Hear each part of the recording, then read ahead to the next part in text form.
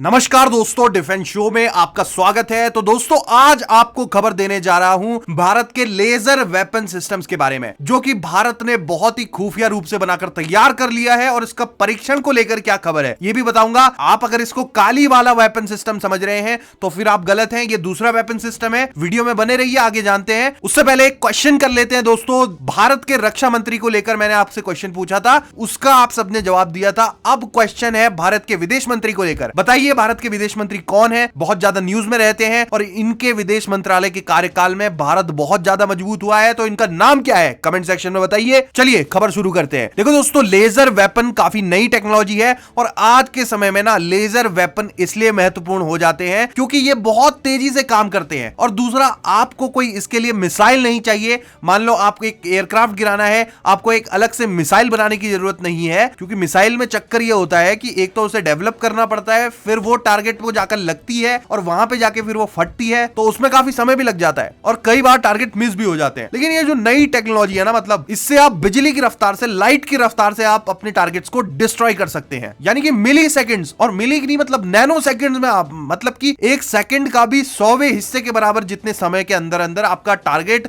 ध्वस्त हो जाएगा। और इस तरह की टेक्नोलॉजी है। और आप लेजर आप देखते आए हैं कि इस तरह की होती है। बचपन में आपने लेजर टॉयज बहुत ज्यादा देखे होंगे। तो लेजर बेसिकली एक लाइट बीम होती है और अगर इससे आप एक सर्टेन फिक्स पावर के साथ प्रोजेक्ट करो तो ये बहुत ज्यादा घातक साबित हो सकती है। नाउ भारत का जो काली वेपन है वो बहुत ज्यादा न्यूज में रहा था बहुत समय से, लेकिन अभी उसकी क्या खोज खबर है ये मैं नहीं जान पाया हूं। ढूंढने की कोशिश करूंगा और कंपनी से भी बातचीत करूंगा, वो मुझे बताएंगे कि क्या इस पे डेवलपमेंट हुई है। और इस तरह के वेपन्स ना खुफिया रूप से बनाए जाते हैं। अब अगेन आप कहेंगे, अगर खुफिया रूप से बनाए जाते हैं तो तुझे कैसे पता चला भाई? देखो, खुफिया रूप से मेरा मतलब है कि ऑफिशियल रूप से इसे सरकारें नहीं बताती, ना ही वो कंपनी एक्नॉलेज करती है। खुफिया का मतलब ये नहीं कि किसी को भी पता ना हो। खुफिया का मतलब ये है कि हमने ऑफिशियल इसकी अनाउंसमेंट नहीं करी होती। वैसे इनके बारे में इंफॉर्मेशन ऑलरेडी पब्लिक डोमेन पे होती है, इंटरनेट पे होती है। तो आप कमेंट मत करना कि भाई खुफिया रूप से है तो तुझे कैसे पता है, या फिर भाई तू सीक्रेट लीक कर रहा है हमारे दुश्मन देशों को। ऐसे कमेंट्स मत करना। अब सीक्रेट रूप से क्यों बनाई जाती है, इनके भी कारण होते हैं। देखो,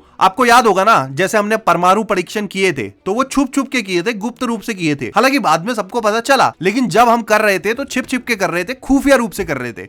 वो इसलिए क्योंकि कई सारे कानून होते हैं, इंटरनेशनल लॉज होती हैं हथियारों के ऊपर। कई सारे प्रतिबंध भी आप पर लग सकते हैं अगर आप उन कानूनों का उल्लंघन करते हैं। तो इस तरह के जो वेपन्स है ना, जो नई टेक्नोलॉजी से बनाए जाते हैं, उनको रेगुलेट करने के लिए कानून अभी फिलहाल बन ही रहे हैं, डेवलप हो रहे हैं। अब कानून में अगर इस तरह के रूल्स होते हैं कि आप इतने मेगावाट से ऊपर या किलोवाट से ऊपर वेपन नहीं बना सकते, या फिर इस तरह से इतनी हाइट के ऊपर नहीं छूना है आपको, सर्टेन हाइट के ऊपर आप नहीं जा सकते, या फिर आपको इस मटेरियल का यूज करना है, ये वाला मटेरियल आप यूज नहीं कर सकते। इस तरह के जो लॉज होते हैं ना, इनको ध्यान में रखते हुए ना चुपचाप हमें वेपन बनाना पड़ता है। हालांकि जब ये बन जाएगा तो अप्रूवल वगैरह सब मिल जाएगा, उसकी कोई दिक्कत नहीं है। लेकिन फिलहाल ये खुफिया रूप से बन रहे हैं। तो यहां पर मैं बात कर रहा हूं दुर्गा 2 वेपन की। और ये काली वाले वेपन से, जो किलो एम्पियर लीनियर इंजेक्टर होता था, उससे ये अलग है। आई मीन काली भी बन रहा है, लेकिन वो मुझे इतना लगता नहीं है कि हमें जल्द देखने को मिल पाएगा। लेकिन ये जो वेपन है दुर्गा 2 वाला, ये बनकर एकदम तैयार हो चुका है। और ये एक पॉसिबिलिटी है, डीआरडीओ ने इसे बनाया है काली की तरह ही। और कोई दुश्मन देश अगर आप पर हमला करता है ना, तो वहां पर आपको बहुत ज्यादा जरूरत पड़ेगी इसकी, क्योंकि मिसाइलों को ना थोड़ा सा समय लगता है फायर होने में, फिर जाकर टारगेट के पास जाकर फटने में। और कई बार मिसाइल एक्यूरेसी से नहीं फायर हो पाती, नहीं लग पाती टारगेट को। आपने रिसेंटली देखा होगा इजराइल के आयरन डोम चाहे कितने ही एडवांस हो, लेकिन आतंकियों ने बड़ी संख्या में जब रॉकेट लॉन्च किए तो कुछ रॉकेट इजराइल में आके फिर भी गिरे। तो वो खतरा बन जाता है कि अगर बड़े नंबर में रॉकेट्स दागे, मिसाइल दागे जाएं, तो हमारे मिसाइल बेस्ड जो डिफेंस सिस्टम है उनको थोड़ी सी दिक्कत आती है। तो इसीलिए लेजर वेपन चाहिए जो कि बिजली की रफ्तार से, लाइट की रफ्तार से टारगेट को मार गिराए। ना दुनिया भर में इस तरह के वेपन्स बन रहे हैं। यूएसए भी बना रहा है, चाइना भी बना रहा है, बाकी देश भी बना रहे हैं। हालांकि अभी किसी ने अनाउंसमेंट नहीं करी है, लेकिन बना सब रहे हैं। तो ये खबर है कि डीआरडीओ बहुत ही ज्यादा करीब है एक परीक्षण के। जी हां, दुर्गा 2 जो इन्होंने बनाया है उसका जल्द ही परीक्षण होने जा रहा है। और ऐसी खबर मिली है, आप आर्टिकल देख रहे हो, जल्द ही इसका जो प्रोटोटाइप है, प्रोटोटाइप आप कह लो कि जो सबसे पहले आप एक एग्जांपल के तौर पर टेस्ट करने के लिए जो सबसे पहला प्रोडक्ट आप बनाते हैं, वो प्रोटोटाइप होता है, वो बनकर तैयार है और एडवांस स्टेज में है। यानी कि एडवांस स्टेज का मतलब है बहुत ज्यादा करीब है इसके। जल्द परीक्षण आपको देखने को मिल सकता है। नाउ ये कोई बहुत ज्यादा बड़ा वेपन नहीं बनाया जा रहा है, लेकिन रिपोर्ट्स है कि इस प्रोग्राम के अंदर इसको इतना पावरफुल बनाया जाएगा कि बैलिस्टिक मिसाइल तक को ये गिरा देगा।